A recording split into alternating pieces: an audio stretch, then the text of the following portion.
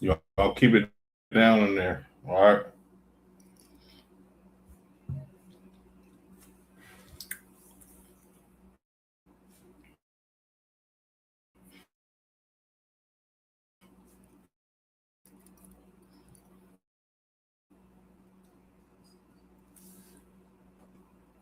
Testing, testing.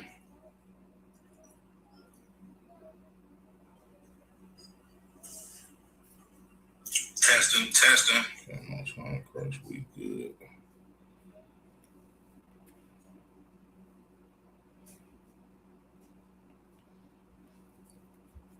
I'll let a couple more people get in here. We'll get started shortly. If y'all could put your name, city in the comments. You check into the class. Okay. If y'all got any questions too uh, about questions too.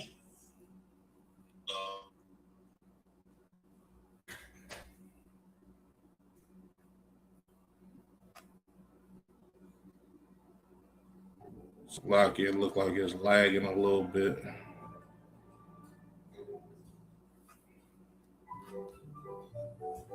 It look like it's lagging a little bit. We should be good.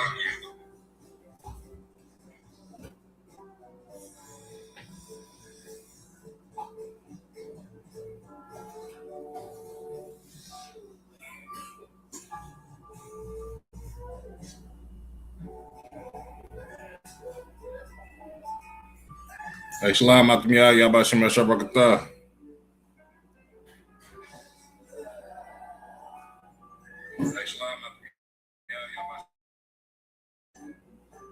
Y'all let me know if the audio and video is tawab. It looked like it's lagging a little bit on my part, but I'm going to get it started.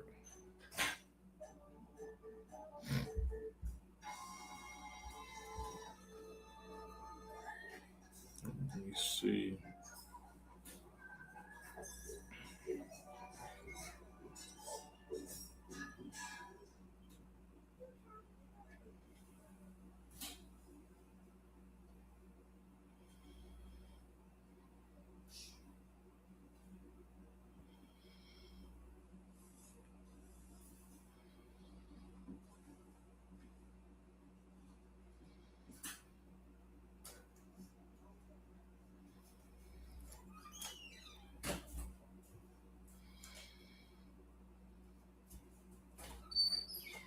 Okay, Most High Christ.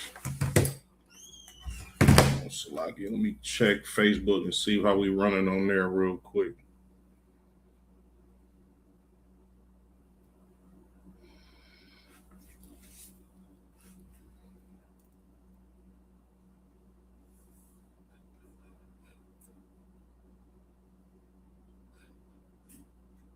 It look like everything up to speed. All right. Shalom Israel. Yah Bashim Al Shabraka Thumb to the brothers. Yahweh Shamar Allah Thun Bashim Al Shah to the sisters. I'm Priest Officer Karan Yah of the IHBK under Commander General Yohana. And welcome to another episode of Criminals of the Caucasus. Now, what I like to do on this series is first and foremost, this is not to glorify any criminal activity. You understand? It's to do the whole opposite. You understand? It's to show blacks, Latinos, and Native American Indians where criminality comes from, where being a criminal comes from. And that's not our culture. That is the so-called white man's culture. You understand? He's the biggest robber, the biggest gangster, the biggest thief. You understand? And then as you're going to see tonight, we're going to get into him being the biggest drug dealer. Not only are we going to talk about the British-China Opium Wars, right, and what happened with that, we also going to talk about a couple of prominent families of America, you understand, Caucasian families that being, who made their fortune off of these opium trades. You understand? Also, I got another special treat for y'all. I'm gonna show y'all some prestigious universities in the United States that were actually endowed with opium money. You understand? But I'm gonna show you that, right?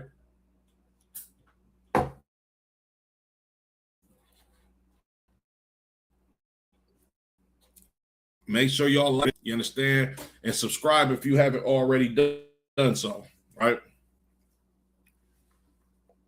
Give me a second. I'm gonna share my screen real.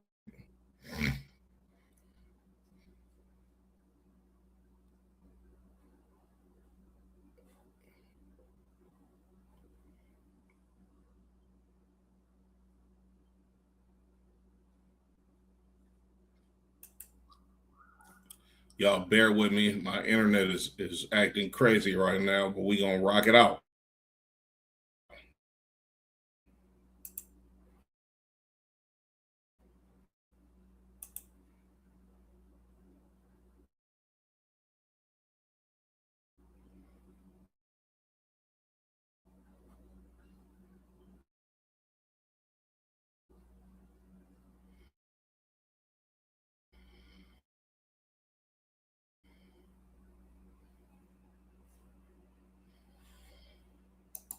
Make sure y'all can see this screen.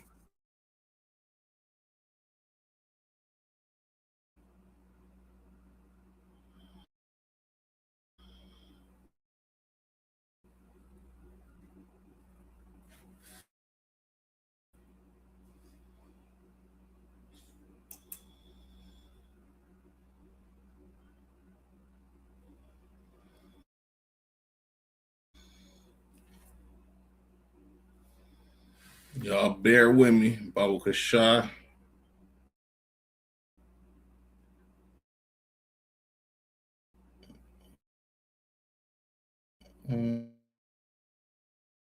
Hopefully that did it.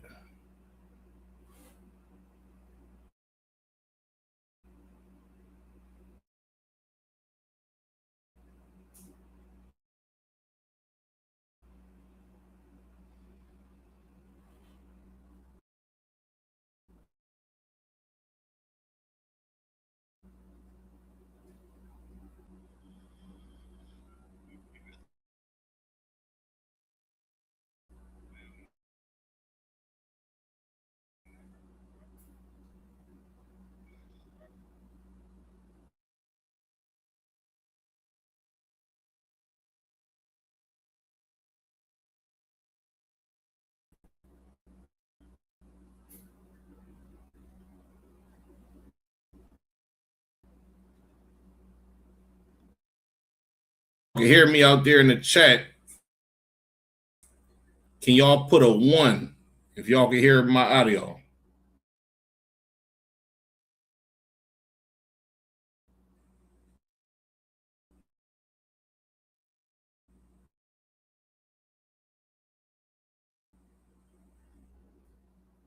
You hear me out there in the chat?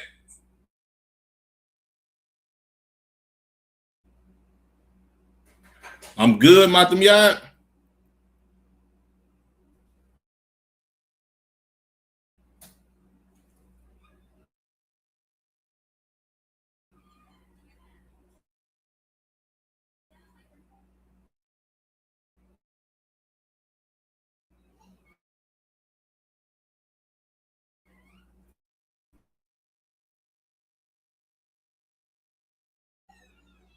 It's moving real slow on my screen.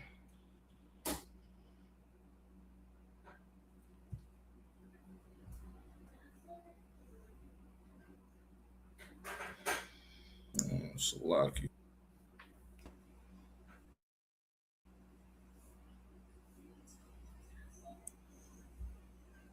Okay, Matamyat saying I'm good. All right.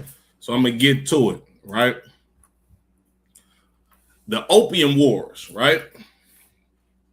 The Opium Wars were two conflicts waged between the Qing dynasty and the Western powers during the mid 19th century. So when it's talking about the Western powers, this is talking about Great Britain. You understand? And the Opium Wars, it kind of like kicked off after Great Britain lost control of the United States. You understand? But we're going to get more into it. The first Opium War was fought between 1839 and 1842. To 1842, excuse me, between China and the British Empire. It was triggered by the Queen government's campaign to enforce its prohibition of opium, which included destroying opium stocks owned by British merchants and the British East Indian Company. The British government responded by sending a naval expedition to force the Chinese government to pay reparations and allow the opium trade. Man, look, if the white man ain't the devil, I don't know who the hell is. You understand? The Qing dynasty, right? In order to combat his people, you understand, being destroyed by opium use and addiction, you understand, he outlawed opium, right? Not only did he outlaw the opium, but he destroyed, you understand, opium stocks that was owned by British merchants and them Caucasians that was selling heroin, because that's what opium essentially is. You understand? It's the base of heroin, you understand, and all other opioid products. You understand? But excuse me. And before people get to get in the comments and speaking about stuff that they don't necessarily understand, the British weren't selling opium, you understand, in the sense of people using it for medicine. Nah, they was recreationally smoking opium in China at that time. So the British wanted to conquer the market, you understand, basically trying to get back from the war that they just fought in the United States and lost. You understand? So they came up with a new solution to put money back into the British Empire, and they jumped into the opium trade. You understand? Right? And in them being in the opium trade, the Qing dynasty trying to combat opium addiction, he outlawed opium, right? I don't know who was I'm gonna have to look into who was the head person in charge of the Qing dynasty, but nonetheless, they tried to outlaw opium. You understand? And so they destroyed opium stocks that was owned by these British merchants. So what did the British do? They say the British government responded by sending a naval expedition to force the Chinese government to pay reparations and allow the opium trade. They wanted reparations for all of the dope that the Chinese government destroyed. The white man's the devil that the Bible speaks of. Like, you got to really pay attention to what I just read. You understand? They wanted to be repaid for opium that they wanted to sell to the Chinese people to line their pockets with money and destroy the Chinese population by allowing them to have an outlet to go get opium that they was addicted to. You understand? And the white man went to war behind it. They sent a naval expedition to force the Chinese government to pay reparations and allow the opium trade. Meanwhile, the white man keep dangling reparations in our face. You understand? When he went to war to get reparations for his drugs being destroyed, right? Let's keep going. Do me a favor. Turn this class on one of them TVs in there. Not this one right here, but probably in a room or something. So you could let me know, like, if my audio is clear and it's not lagging, because I can't tell right now. Reading on. The Second Opium War by Britain and France against China from 1856 to 1860 and consequently resulted in China being forced to legalize opium. So the second Opium War, the French got in on it. They wanted to sell some dope in China too. And what ultimately happened is China lost to Britain and France, and they was forced to legalize opium in their land. Evil as hell. In each war, the superior military advantages enjoyed by European forces led to several easy victories over the China, Most High Christ. With the consequence that China was compelled to sign the unequal treaties to grant favorable tariffs, trade concessions, reparations, and territory to Western powers. In the century of humiliation, weakened the Chinese government's authority and forced China to open specified treaty ports, including Shanghai, to Western merchants. In addition, China ceded sovereignty over Hong Kong to the British Empire, which maintained control over the region until 1997. Sheesh!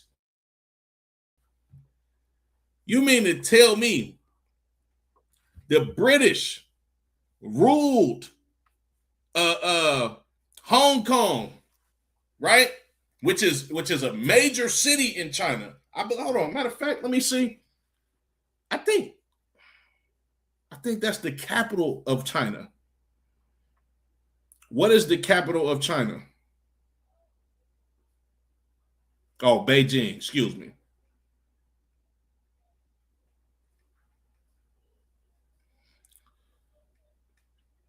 Hong Kong population.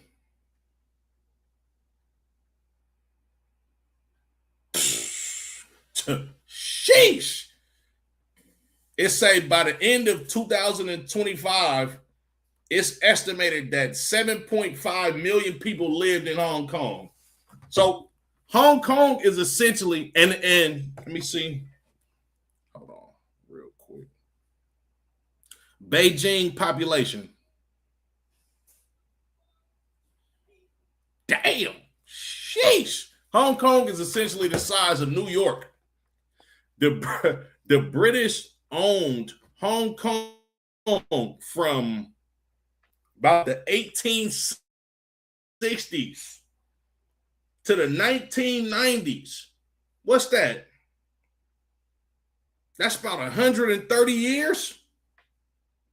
The British owned Hong Kong, right, up until less than 20 years ago. The Opium Wars the Opium Wars started during slavery in the United States. You understand me? Like, do y'all hear how diabolical and evil the white man is? Matam Yad, am I good? Let me know.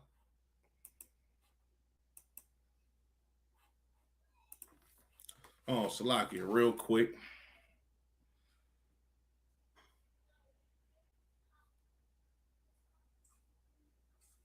Oh, Salakia, real quick. Testing. Oh, Salakia,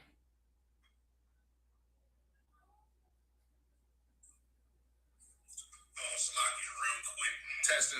Testing. Okay, look like everything is in order, right? Okay, Most High Christ. The water Matam Yad. So let's keep reading, right? The first Opium War broke out in 1839 between China and Britain and was fought over trading rights, including the right of free trade and Britain's diplomatic status amongst Chinese officials.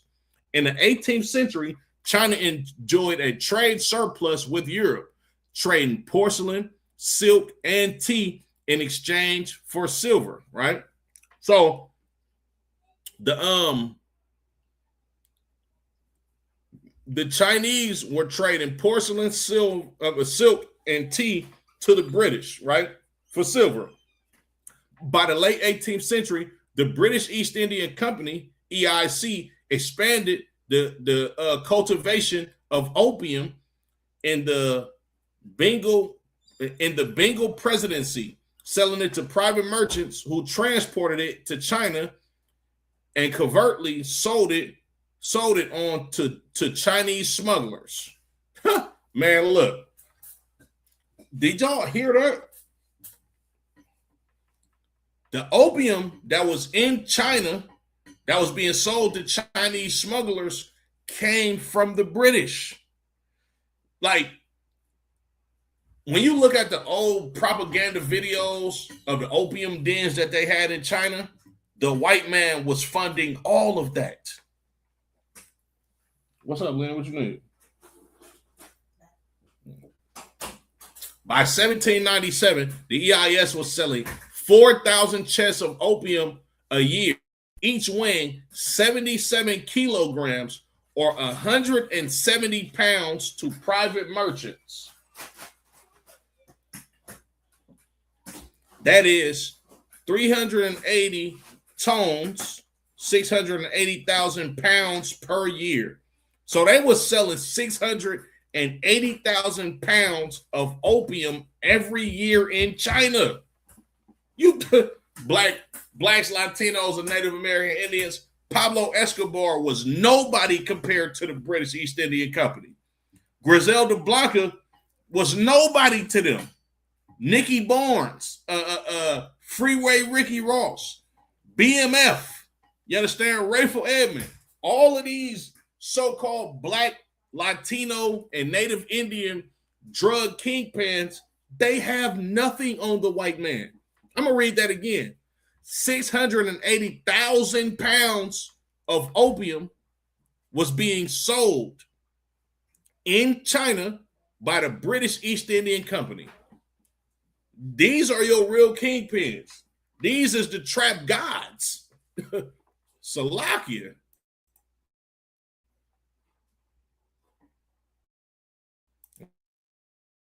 Reading on. In earlier centuries, opium was utilized as medicine for anesthetic qualities. But new Chinese practices of smoking opium recreationally increased demand tremendously and led to smokers developing addictions. Successive Chinese emperors issued edicts making opium illegal in 1729, 1799, 1814, and 1831. But imports grew as smugglers profit. So you had sellouts in the Chinese government. You understand? They wanted to line their pockets with this illegal opium money, right? After these after certain Chinese emperors. You understand? That's what they call, not presidents or dictators. They have emperors in China. You understand? These emperors made opium illegal because they didn't want their people to be destroyed by the addiction of opium.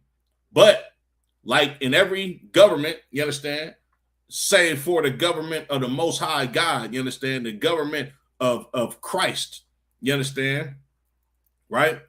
You have sellouts and government officials that are greedy, you understand, that go after filthy lucre, you understand, what is described as in the Bible, right?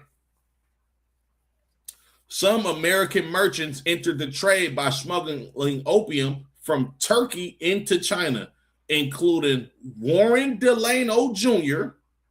and Francis Blackwell Forbes. Do them last names sound familiar to y'all?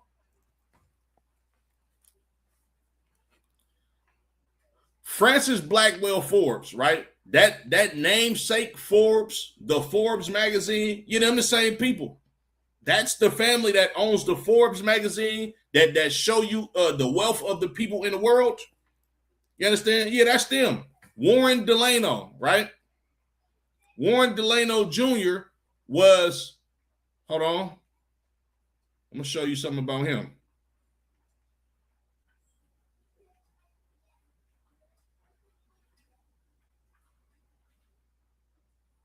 Warren Delano Jr.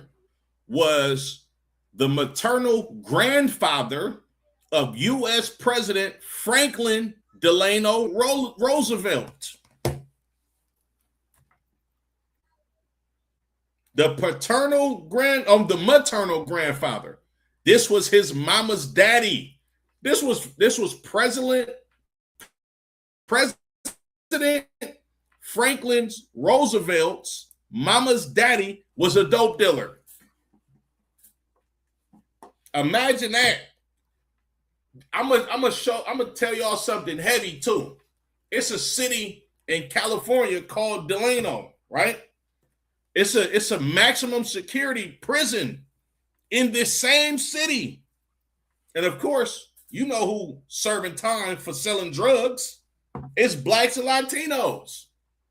But this last name Delano, you understand? This is President Roosevelt's family members. Imagine that, right? In American historiography, this is sometimes referred to as the Old China Trade. By 1833, the Chinese opium trade soared to 3,000 chests. That is 2,310 tons, 5.1 million pounds. Oh, they what? Y'all wasn't trapping like Warren Delano, the Forbes family. Y'all ain't trapping like them. Get them people their culture back. This is what they do, which led to a silver drainage within the Chinese economy, essentially counteracting some of the gains from the Silk Road trades. Meaning, they sold so much goddamn dope in China. China ran out of silver. China ran out of money. They sold so much dope.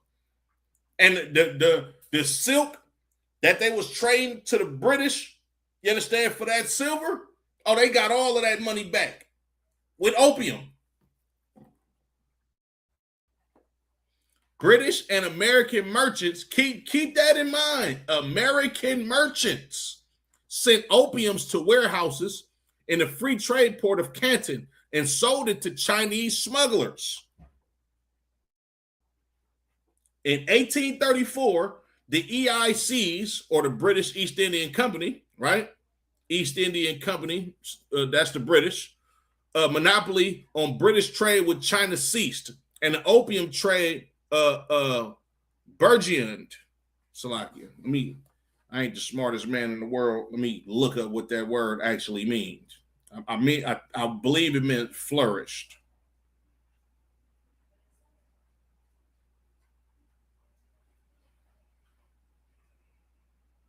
Yeah, right.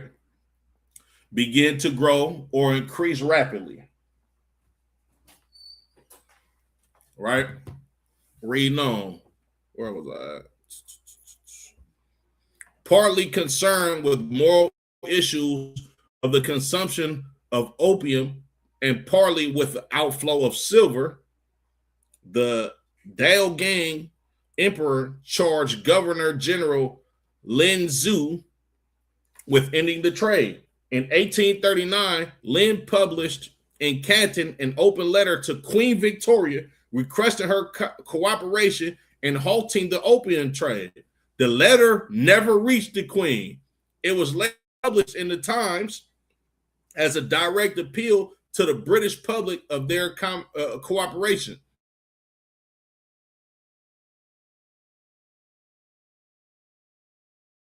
Emphasizing the serious penalties for opium smuggling that would now apply henceforth.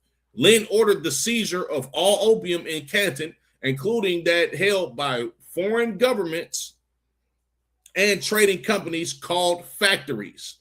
And the companies prepared to hand over a token amount to placate him. Charles Eliot, chief superintendent of the British trade in China, arrived 3 days after the expiry of Lin's deadline, as Chinese troops enforced a shutdown and blockage of the factories. The standoff ended after Elliot paid for all the opium on credit from the British government, despite lacking official authority to make the purchase, and handed the 20,000 chests with 13,000 tons or 2.9 million pounds over to Lin, who had them destroyed at Human. Elliot then wrote to London advising the use of military force to resolve the dispute with the Chinese government. A small skirmish occurred between British and Chinese warships in Kowloon Estuary on 4 September 1839. Almost a year later, the British government decided in May 1840 to send a military expedition to impose reparations for the financial losses experienced by opium traders in Canton and to guarantee future security for the trade. The British wasn't going for that. They like, y'all destroyed how many tons of opium? Oh, niggas going down. They slid on China. Come on, bro. They slid on China. Slid on China. They like, y'all done destroyed the dope. We can't get no money back from this. This is the same thing that goes on. Like, this is what Commander General Yano was bringing out when you talk about geopolitics. You got to understand what it means to be a drug dealer in order to understand geopolitics. This is geopolitics right here in the 1800s.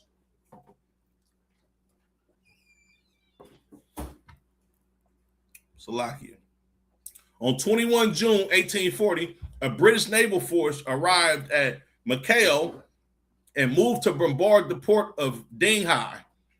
In the ensuing conflict, the Royal Navy uses superior ships and guns to inflict a series of decisive defeats on Chinese forces.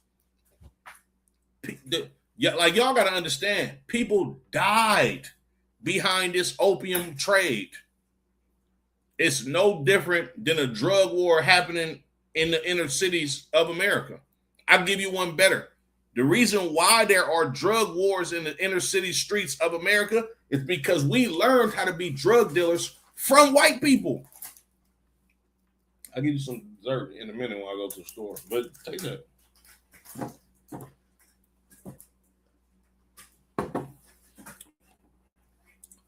The war was concluded by the Treaty of Nanjing in 1842, the first of the unequal treaties between China and Western powers. We know all about unequal treaties with these damn devils. You understand? Before these unequal treaties in the 1800s, our Native American brothers and sisters signed unequal treaties with these so-called settlers, these conquistadors, these conquerors, and they broke every last one of them. The treaty ceded the Hong Kong island and surrounding smaller islands to Britain and established 5 cities as treaty ports open to Western traders: Shanghai, Canton, Ningbo, Fuzhou, and Xingmen, or Amoy. The treaty also stipulated that China would pay a $21 million payment to Britain as reparations for destroyed opium, with $6 million to be paid immediately and the rest through specified installments thereafter. Another treaty the following year gave most favored nation status to Britain and added provisions for British Slovakia.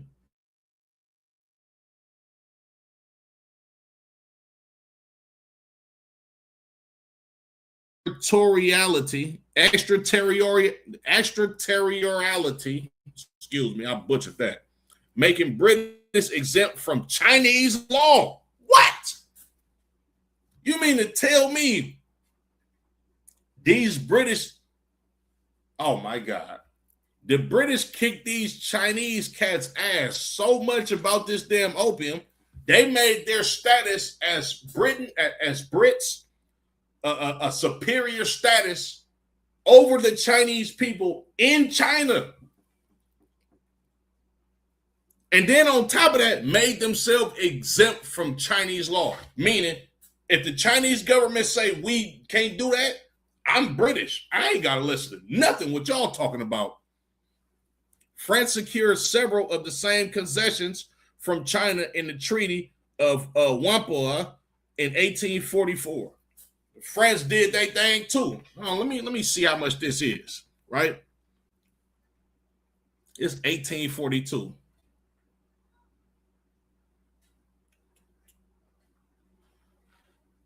How much is 21 million in 1842 worth today?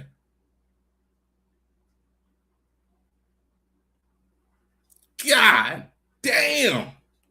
It say between 830 million to 850 million. They made them pay damn near $1 billion in today's money for their opium that they destroyed because the Chinese government did not want their people to be destroyed. You got some art work. You understand? Being shown by being shown of these British China drug wars.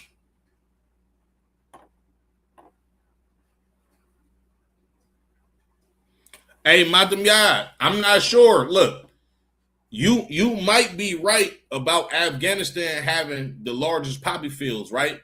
But you got to understand, right? This is the British East Indian Company. You understand? East India is damn near by Afghanistan, and a lot of the people that are from Afghanistan are of East Indian descent. Those are Elamites. You understand? But the British, they already smashed on India way before this. That's why you have the British East Indian Company. They already had their feet planted in East India. That's why when you look at the East Indians today, and it's been like this for a long time, let me see. What is the national language of India?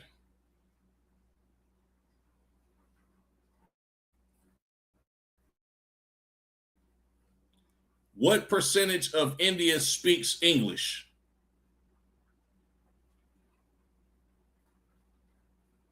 Let's say about 10 to 19% of people speak English. But when you look at India, a lot of them Indians, they speak English over there in India because the British already smashed on them centuries ago.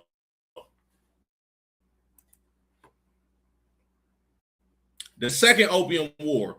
In 1853, northern China was convulsed by the Taiping Rebellion, which established its capital at Nanjing. In spite of this, a new imperial commissioner, Yi Mingchen, was appointed at Canton, determined to stamp out the opium trade, which was still technically illegal.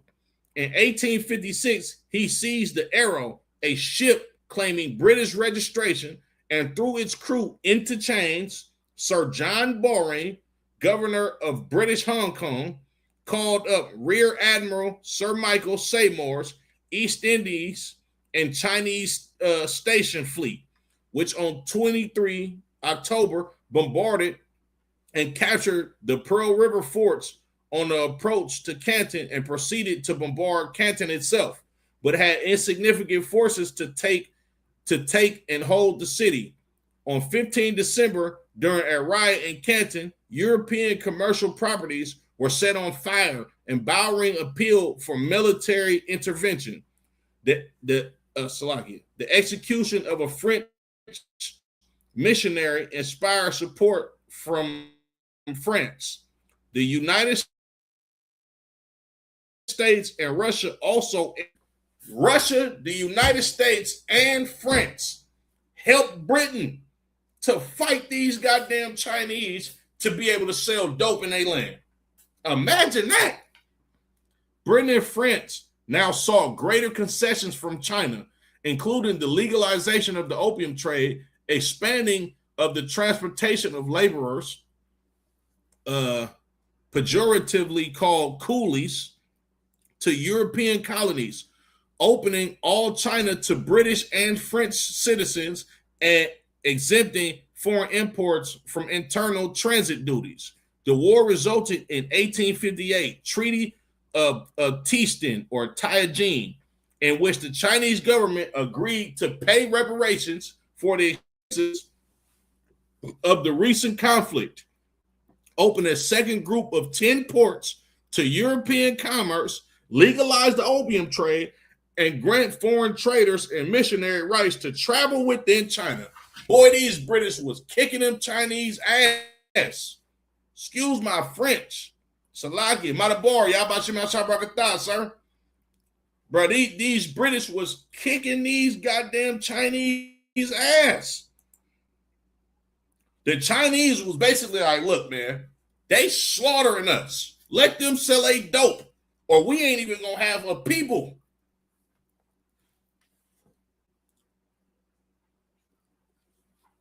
China was also required to use diplomacy in the Western egalitarian style instead of their normal way of conducting business with lesser states through a tribute system.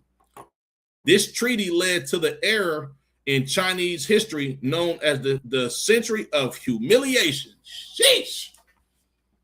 They called it the Century of Humiliation. This is what the Chinese called it. Let me look at that word real quick.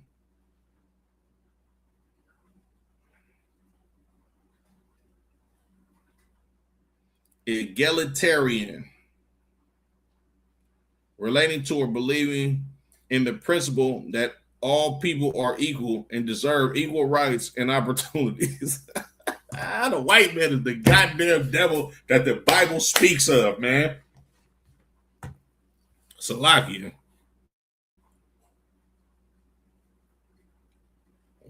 What was that?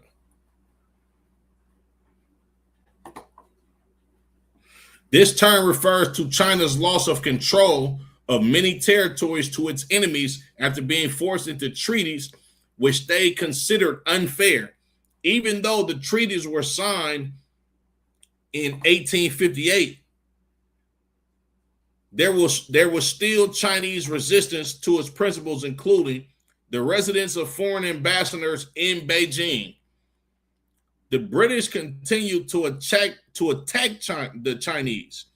After a second phase of fighting, which included the sack of the old Summer Palace and the occupation of the Forbidden City Palace complex in Beijing, the treaty was confirmed by the Convention of Peking in 1860. Oh man, they kicked them boys ass about that opium, and they held on to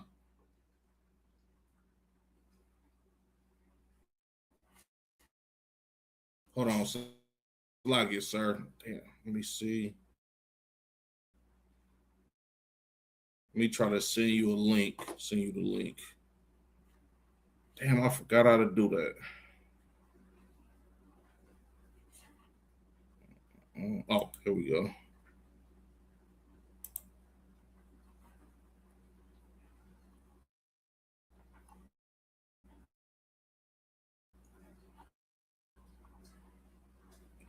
Yep, I threw the link in there right now, sir.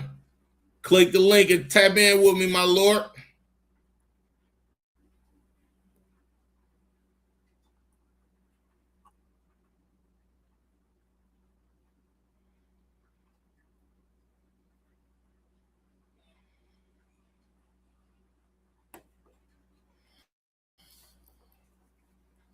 Okay. Let me see. Can y'all still hear me? Matam Yad, I'm good. Let me see.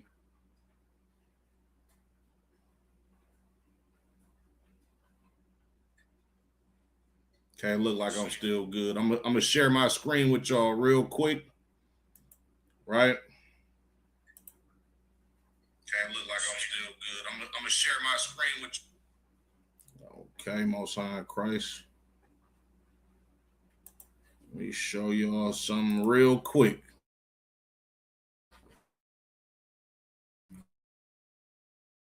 Right.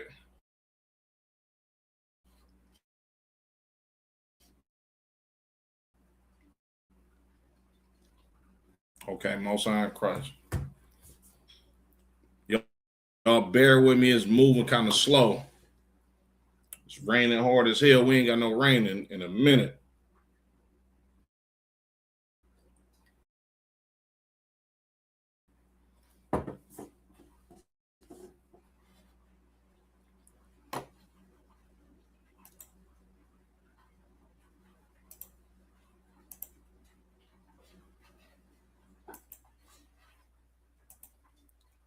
Okay.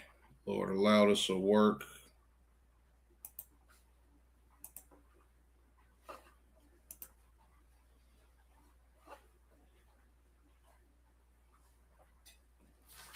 Okay. Most High Christ. Right. So now, y'all looking at a quick Google search, right? Prominent families, right? Prominent families who made their fortunes from the opium trade.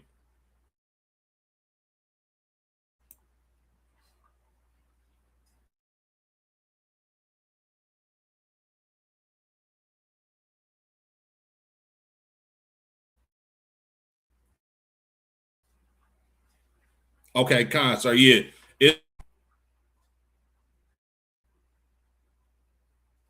Okay, Most High Christ. So now, it says several prominent 19th century families, particularly within the Boston Brahmin class in the United States and various British trading houses, amassed significant fortunes by participating in or financing the illegal opium trade with China.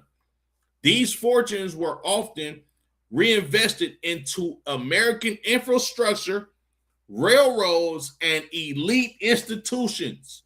Below are the most prominent families and firms identified as having made their fortunes from the opium trade. Now, watch this, right? The Delano, I just reading about him in talking about the Opium Wars. Warren Delano Jr. was a major trader with Russell and Crowe and a key figure in the opium trade, accumulating wealth that later supported his family, including his grandson, President Franklin Delano Roosevelt. Come on, man. Franklin D. Roosevelt, the president of the God-forsaking the goddamn United States, grandfather was a dope dealer. He was a drug dealer. No ifs, ands, or buts about it. This ain't even a far ancestor. This is his granddaddy. He most likely held President Franklin D. Roosevelt while he was a baby, kissed him on his forehead and said, grandson, I got to get up out of here and go get this dope money, man. You hear me?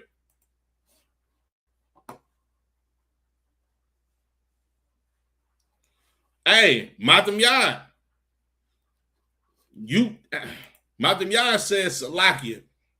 Isn't the Jewish man the prominent opium kings? You absolutely correct. You understand? As a matter of fact, hold on. I'm sure. Oh, hold on. Hold on.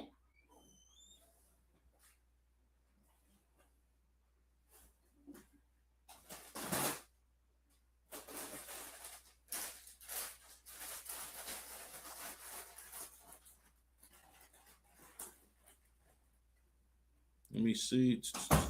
Warren Delano. Let me look this up real quick.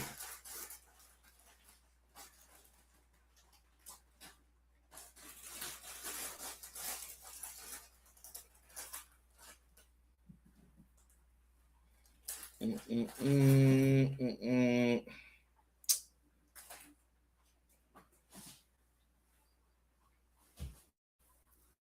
you need? Want to drink?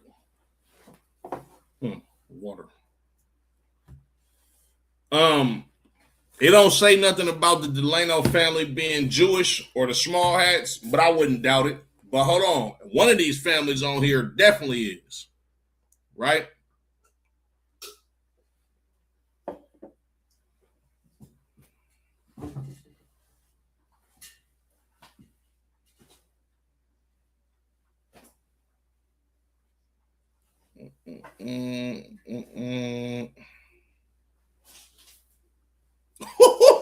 Matam Yai. Boy, you smart. Boy, you smart as hell. Hold on.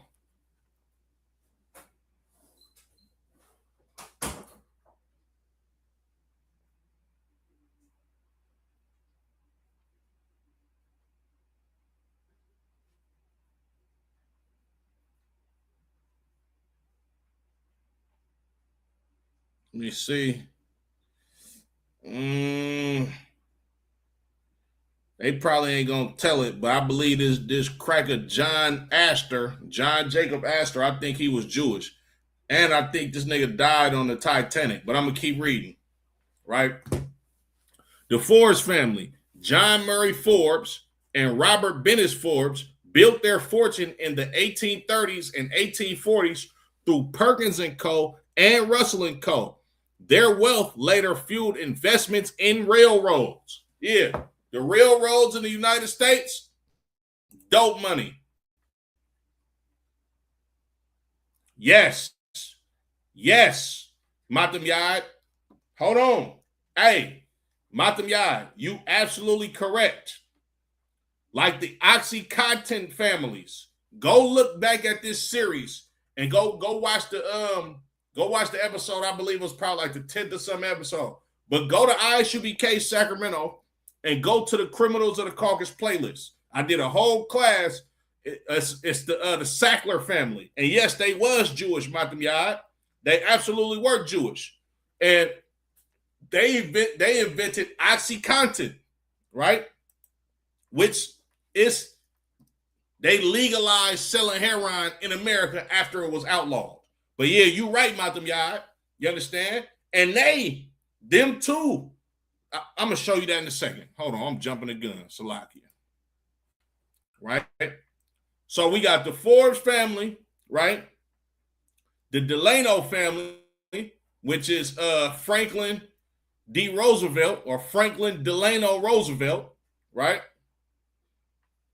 The Perkins family, Thomas Handicid Perkins was a prominent Boston merchant who smuggled Turkish opium into China to fund investments in railroads. God damn. Let's keep going. The Astor family, John Jacob Astor, considered America's first multi-millionaire, entered the opium trade in 1816 by purchasing 10 tons. Man, you niggas bought a kilo? Yeah, he bought 10 tons. Let them people have their culture back, bro. We ain't to be drug dealers. That's against the Lord. It's by purchasing 10 tons of Turkish opium to smuggle into Canton, diversifying his fortune from the fur trade. He was selling furs at first. He was going out there smoking animals. You understand? Getting their furs. He like, yeah, this ain't doing it. I ain't getting no money. He starts selling dope. Salakia. The Russell family. Samuel Russell founded Russell & Co. in 1824, which became the largest American trading house in China, specializing in the opium trade. Other Boston families, the Cabots, Cushings, notably John Perkins Cushing, Wells, Lowell's, Peabody's, Coolidge's, and Santonstalls were all involved in shipping and trading opium. Come on, man. And then a lot of these families intermarried with each other, right? Prominent firms and partnerships. Russell & Co.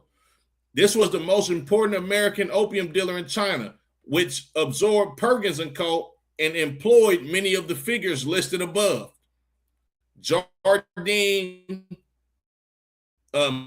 Matheson & Co., a dominant British firm called Indochina Traders that made vast fortunes from the opium trade. Dent & Co., a major British competitor to Jardine Matheson & Co. in the opium trade. The wealth generated by these families was used to build infrastructure, railroads, and steamships, institutions, Massachusetts General Hospital, McLean Hospital, and the Boston Athenaeum, universities, contributions to Princeton universities, and others. I'm going to show you some more universities. Hold on, real quick. Hey, Shalom, Yabashim Al-Shabrakatah, Izarwan. They had a lawsuit for getting people addicted to painkillers. Right. Hey, Matam Yad. You talking about the Sackler family, right? They had a lawsuit and none of them niggas went to jail. None of them went to jail. What was their company called? Purdue Pharma, the water bag. Purdue Pharma. That was their company. None of them niggas went to jail. Hey, Shalom, sis. Y'all Shamal Lataba, Shemal Shad, the water for tapping in. Y'all probably got on a little bit late. If y'all want to go back and check out the class, there's some heavy information on here. But yeah, you right. Nigga, hold on. Watch this, Matam Yad.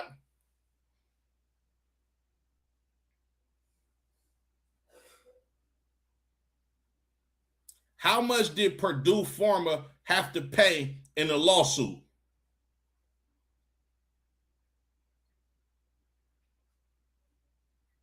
It says, as of late 2025, Purdue Pharma and the Sackler families, the owner of the company, reached and finalized a court-approved bankruptcy settlement requiring them to pay more than $7.4 billion of their role in the U.S. opioid crisis.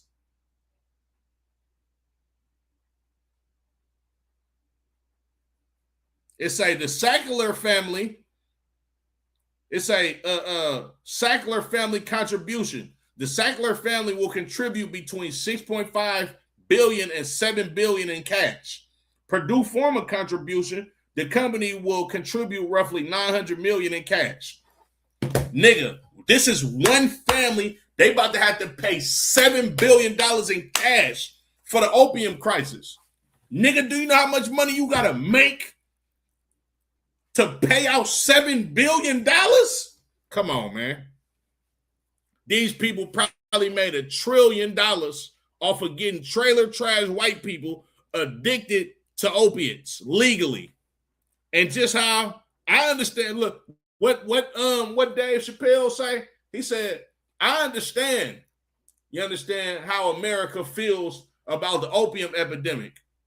Because I understand. He said something to the effect of, I understand how America felt about the crack epidemic. I understand and feel the same way about the opium crisis.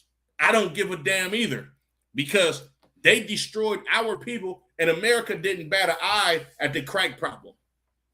Meanwhile, and nobody paid. Nobody paid for blacks, Latinos, and natives getting addicted to crack. They probably have more money than that. You think they don't? These trillionaires off selling. I just read in the Wikipedia, the British, they forced China to pay $21 million for destroyed opium that they destroyed because they didn't want to get their people addicted to opium in the 1800s. Nigga, that's about almost $1 billion today. Yeah, they made way more money than that. Hold on, Salaki. Let me show y'all something else.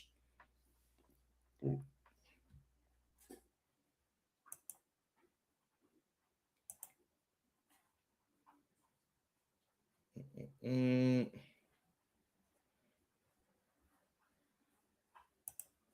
we go.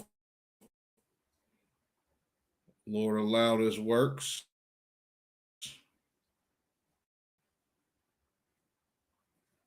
Y'all bear with me, Baba Kasha. Most High in Christ. Let me see if it's on the screen. Hold on, y'all. Give me a second. It's lagging on my end.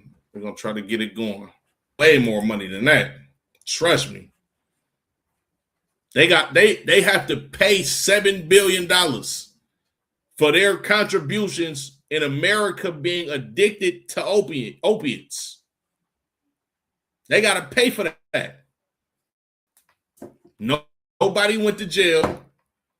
They had to pay a small fine. And $7 billion is a whole lot of goddamn money. But it's a small fine compared to what they made off of the opiate crisis in America.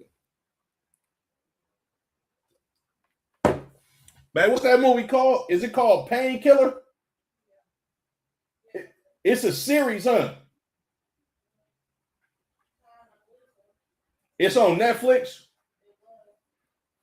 Whenever y'all get a chance, go look at the series. Matam Yad, have you seen it? It's called Painkiller. It's either on Netflix or Prime. Go try to find that before they take it off of there. It's an outstanding series, and it's true.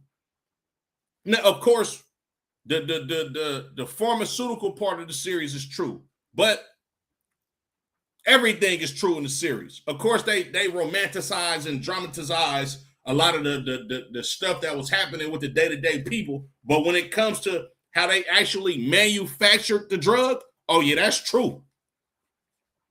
My rib showed me that. Well, like last year, my mind was blown. It's a lot. I'm trying to get my screen to share. It ain't working too good. Let me see. It's called Painkiller. Hold on, let me see.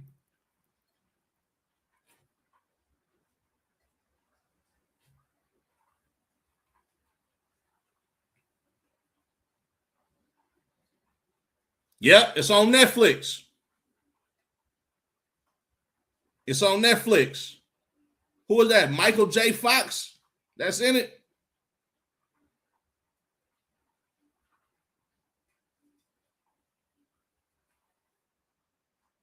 Matthew Broderick. He played Richard Sackler.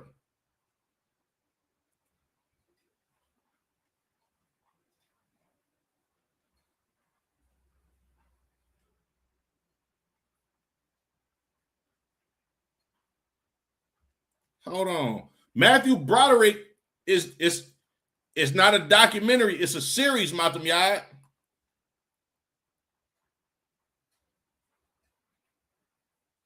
I think Matthew Broderick is the white dude that played Ferris Bueller on Ferris Bueller's Day Off.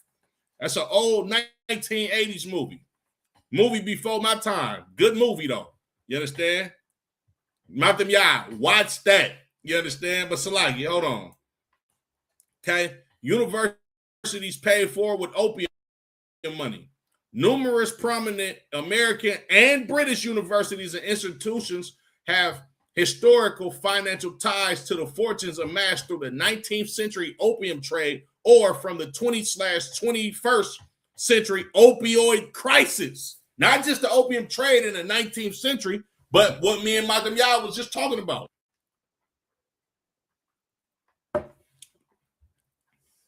In the 19th century, Boston-based merchant families known as the Balkan Brahmins, made immersed fortunes by illegally smuggling Turkish opium into China. These families include the Cabots, Cushings, Weld, Delanos, ancestors of Franklin D. Roosevelt. That ain't no goddamn ancestor. That's that nigga grandfather. His grandfather, he very well probably held President Franklin Delano Roosevelt in his arms when he was a baby. That's his grandfather. It wasn't even that damn far along. And Forbes. The profits from this trade was subsequently used to fund major institutions and universities, primarily in New England. Universities with historical links to these fortunes include Harvard University. The Cabot and Forbes families, deeply embedded in the Harvard hierarchy, were heavily involved in the opium trade. Harvard's academic endowment and campus facilities have historical ties to these fortunes, meaning they sold opium and funded money to put Harvard together. Yale University. William Huntington Russell, a cousin of opium trader Samuel Russell, co-founder the Skull and Bones Society at Yale, which was built with capital from the Russell and Crowe opium trade. Skull and Bones. That's a secret society of a fraternity at upscale Yale University. You got people like both President Bushes, I believe. Hold on.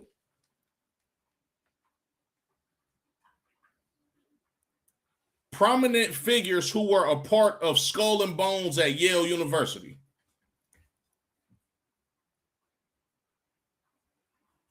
William Howard Taft, George H.W. Bush, George W. Bush, John Kerry, Prescott Bush, McGeorge Bundy, and W. Avell Harriman. Oh, man. Wow. Frederick W. Smith, the founder of FedEx, was a part of Skull and Bones.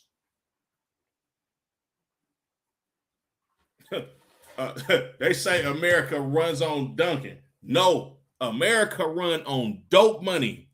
Brown University is another university where the Brahmin class who benefited from opium profits often received their education. Columbia University. Historical research, such as a project by students on the Columbia University and slavery website, has explored the universities connected to the opium trade through figures like Joseph Coolidge IV, Warren Delano Jr., President Franklin Delano Roosevelt's grandfather, who were partners in opium trading firms.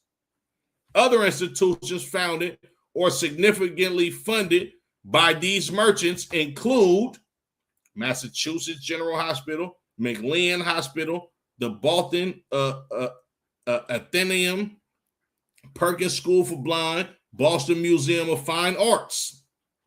Matam Yai, you see this? Hold on, Matam Yai.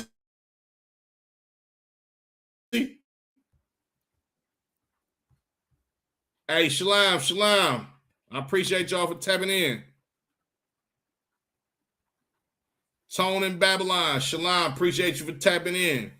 J Jack Y1U, shalom. I appreciate y'all for tapping in. Y'all kind of late to the class, but there's some good information on this class. If y'all can go back and watch it, share it. You understand?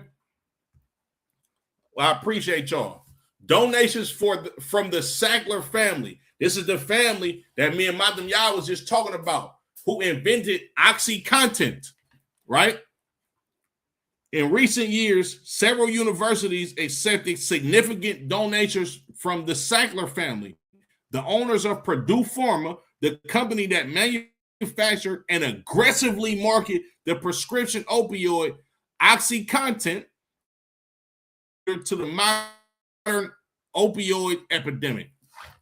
OxyContin, if you don't know, is heroin in a pill. Major university beneficiaries of the Sackler family's foundations included Cornell University, Columbia University, Rockefeller University, University of Oxford in the UK, Imperial College London in the UK, McGill University in Canada. Many institutions have faced scrutiny and protests over their association with the Sackler name, leading some, such as Harvard museums, to remove the name or implement stricter donor vetting processes, which that's BS. They don't give a damn where that money coming from. They know the white aristocrats of America come from families of crooks. America's wealth come from slavery, you understand, rape, rob, murder, extortion, and drug dealing. The Sackler family and Purdue Pharma have reached multi-billion-dollar settlements and lawsuits relating to the opiate crisis. Right. Mafia shit. You're right, Mata God. The white man is the mob. I remember watching a documentary where supposedly Skull and Bones have the head of Pancho Villa. Not sure. What? For real? I ain't know that, Mata. They probably do, though. I wouldn't doubt it. I would not doubt it. You understand?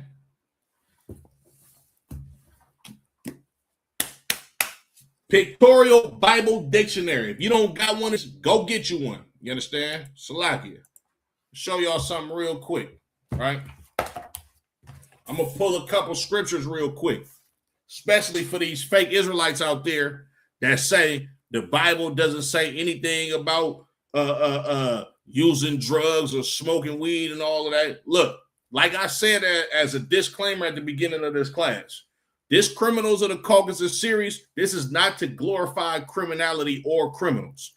This is to teach Blacks, Latinos, and Native American Indians that being a criminal is not our culture.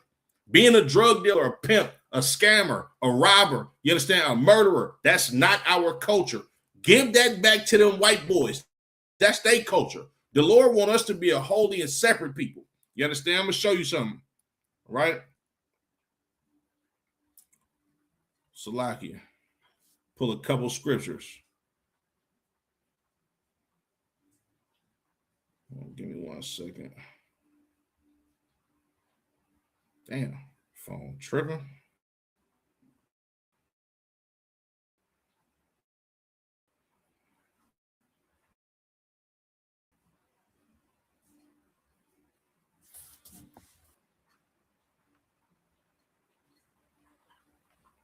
And it reads, it's the book of Exodus, chapter 22 and verse 18. Thou shalt not suffer a witch to live. You understand? Over and over and over and over again in the laws of the Bible, the Lord prohibits us to indulge in witchcraft, sorcery, dealing with people that have familiar spirits. You understand? I'm going to show you exactly what that means according to the definition of the words that you read in the Bible. You understand? When you hear fake, Slagia, if I may, at what point does pharmaceuticals become a sin? That's an excellent question, Matamiyad. When you using pharmaceuticals and ain't nothing wrong with you, that's when it becomes a sin. When you not prescribed this by a doctor and you using it to get high, that's what makes it a sin. You understand? Now, of course, you might have an operation, right? You might have an operation to where they operate on your leg. You understand? And they might prescribe you with oxycodone or some type of opiate in a small dose, you understand, in order to relieve some of your pain. And then they give it to you they give you a certain time frame that you can use this medicine. So you're not just using it to get high. You understand, right? So when you go into using pharmaceuticals outside of ailments, right? That's when it becomes a sin. When you start using opium, opiates, you understand, and all of these different types of drugs to get high, that's what makes it a sin. But if a doctor prescribes you something that is for the benefit of your health, then it's not a sin. Unless you start abusing it and started using it recreationally, that's what makes it a sin. America is founded on their witchcraft practices. Nah, you absolutely correct. You correct, Tone in Babylon. You absolutely right. But let me show y'all something. In this Zondervan's Pictorial Bible Dictionary, right? We're going to look up this word witch, right? Witch. A woman in early England, also a man in league with evil spirits, right? To practice sorcery, right?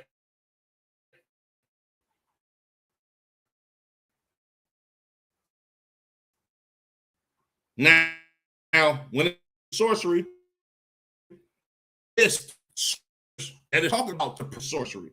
The scriptures say this is us being witches, warlocks, or indulging in sorcery. Right?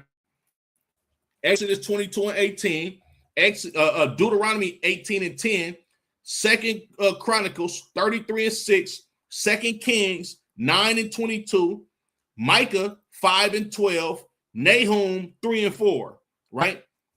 Charms, right? Witchcraft, divination, 1 Samuel 15 and 23, right? In Greek, it's pharmakia, right? That's the word that you would read in the New Testament. You understand, when it talks about witches, it translates to pharmakia. Hence the name pharmaceuticals or pharmacy. You understand? Big pharma, right? Reading on. It says, otherwise, Oslaki. Divination is once translated witchcraft, otherwise divination, Greek pharmakia.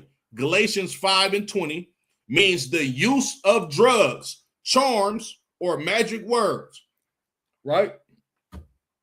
I'm going to jump down. It says, by whatever name, all such practices are strongly condemned, meaning these practices are punishable by death.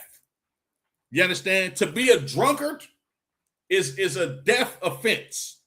You understand? All of these scriptures that you could read about sorcery, witchcraft, and all of this in the Old Testament, in the Torah, or in the laws, you understand? When it's talking about witchcraft, it literally means the use of drugs. You understand? The white man is the devil that the Bible speaks of. Being a drug kingpin, you understand? A witch, a warlock, somebody with a familiar spirit, somebody that used charms or mixed potions and all of that. You understand? To be a trapper, you understand? A dope boy, all of that. That's white people culture. That ain't what the Lord chose for us. Let them people get high and destroy their own goddamn brothers and sisters. Us as the children of Israel, we are forbidden to do any of that. I got one more scripture for y'all, and I'm going to go ahead and end it. This is the book of Proverbs, chapter 3 and verse 31. Envy thou not the oppressor, and choose none of his ways. Don't be envious of how your oppressor amassed his fame, fortune, wealth. He did it all with iniquity, sin. You understand? Everything that the Lord don't want us to do, that's how the oppressor got his way throughout. You understand? The Lord say, don't be envious of that. Don't look at how successful of a pimp, a gangster, a robber, a murderer your successor is. You understand? Because we are not going to be successful. We're not going to be successful like the oppressor and all of them illegal endeavors. You understand? Salakia, can't explain again exactly what a drunkard really is, Baba Kashan. Okay, a drunkard is somebody that drinks without discretion, meaning he will drink to the point to where either he'll hurt himself or he'll hurt somebody else. And it's not just once in a while. This is a reoccurring thing. To be a drunkard is your character or what type of person that you are. This is what you do. Just like to be a witch or a warlock, that's how they live. A person that's a drunkard is always drunk. He gonna get drunk. If it's 7 days in a week, he gonna get drunk 6 to 7 days a week. You understand? That's all he does is drink till he piss on himself. He can't get nothing done. You understand? And he drinks himself to an early goddamn grave. That's what it means to be a drunkard. Somebody that drinks without discretion that will either hurt themselves or hurt somebody else. If that answered your question, Matam Yad. That being said, I'm going to go ahead and end it. Yahweh Shem Al Shah Barak a thumb to the brothers. Yahweh Shamar a thumb by Shem Al Shah to the sisters. Hold on, Salakia. What if you drink every day? This kicks me home. Nah, listen, Matam Yah, there's no problem with having a drink or two every day. You understand? The problem comes in when, hold on, Salakia. The problem comes in when you can't control your drinking. Like, we go to slaves, you understand? Like, a nigga might want to get off work and sit down on the couch and have a beer.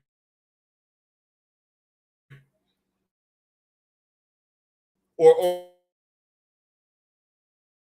go out and go have a beer. And a nigga might watch some TV. Nothing wrong with that, Matam Yah. But it becomes a problem when a brother is excessively drinking every day. You know what I'm saying? I hope that answered your question, brother.